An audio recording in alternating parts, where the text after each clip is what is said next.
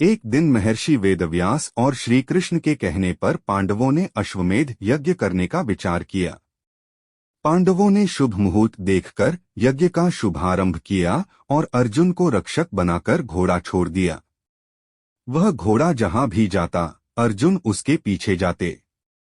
अनेक राजाओं ने पांडवों की अधीनता स्वीकार कर ली, वहीं कुछ ने मैत्रीपूर्ण संबंधों के आधार पर पांडवों को कर देने की बात मान ली। वह घोड़ा घूमते घूमते मणिपुर जा पहुंचा।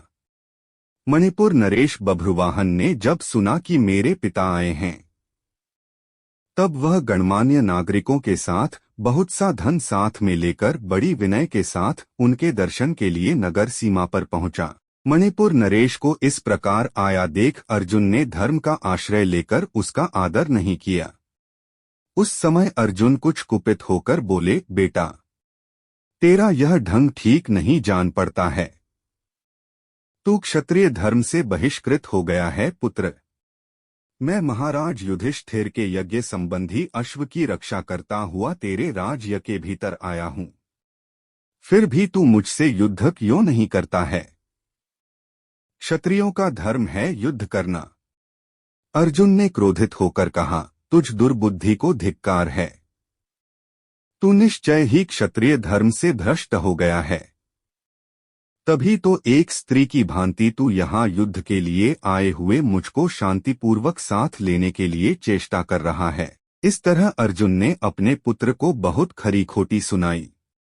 उस समय अर्जुन की पत्नी नागकन या उलूपी भी उस वार्तालाप को सुन रही थीं। तब मनोहर अंगों वाली नागकन या उलूपी धर्म निपुण बभ्रुवाहन के पास आकर यह धर्मसम्मत बात बोली, बेटा, तुम्हें विदित होना चाहिए कि मैं तुम्हारी विमाता नागकन या उलूपी हूँ। तुम मेरी आज्ञा का पालन करो, इससे तुम्हें महान धर्म की प्राप्ति होगी। तुम्हारे पिता कुरुकुल के श्रेष्ठ वीर और युद्ध के मद से उन्मत्त रहने वाले हैं। अत इनके साथ अवश्य युद्ध करो। ऐसा करने से ये तुम पर प्रसन्न न होंगे, इसमें संशय नहीं है। यह सुनकर बभ्रुवाहन ने अपने पिता अर्जुन से युद्ध करने का निश्चय किया। महाभारत युद्ध में अपने गुरु भीष्म पितामह को मारने के बाद, ब्रह्मापुत्र से शापित होने के बाद उलूपी ने ही अर्जुन को शाप मुक्त भी किया था और अपने सौतेले पुत्र बभ्रुवाहन के हाथों मारे जाने पर उलूपी ने ही अर्जुन को पुनर्जीवित भी कर दिया था। विष्णु पुराण के अनुसार अर्जुन से उलूपी ने इरावन नामक पुत्र को जन्म दिया था। उलूपी अर्जुन के सदेह स्वर्गारोहण के समय तक उनके साथ थी।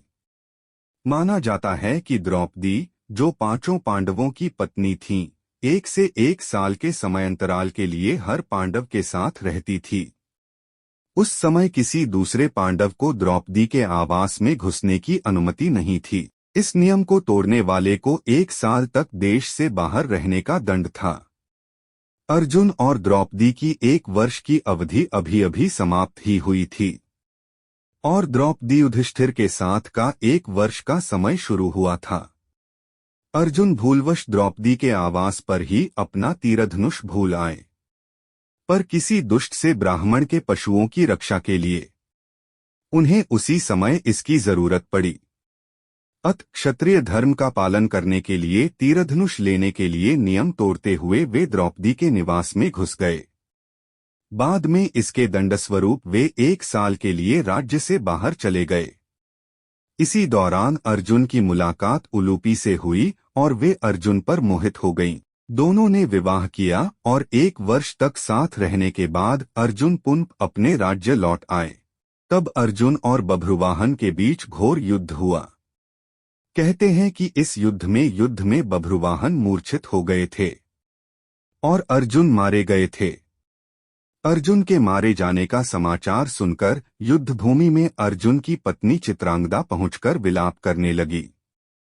वह उलूपी से कहने लगी कि तुम्हारी ही आज्ञा से मेरे पुत्र बभ्रुवाहन ने अपने पिता से युद्ध किया।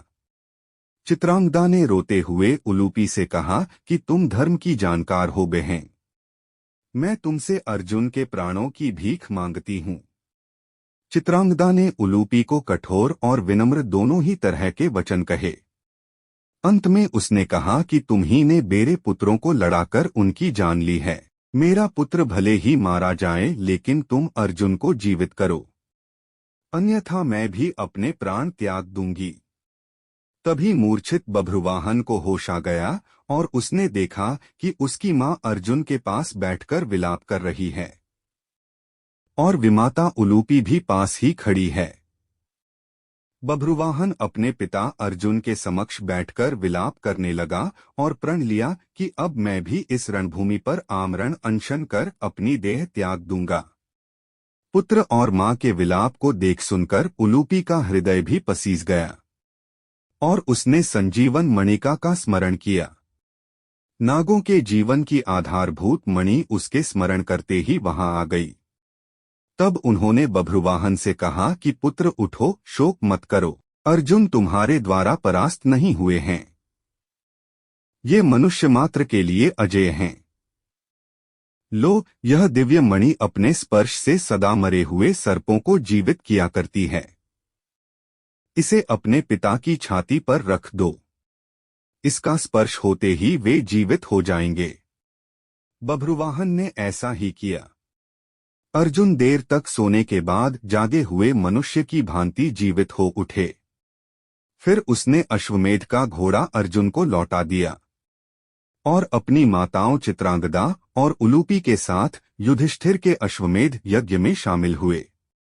अर्जुन की चौथी पत्नी का नाम जलपरी नागकन्या उलूपी था। उन्हीं ने अर्जुन को जल में हानिरहित रहने का वरदान दिया था।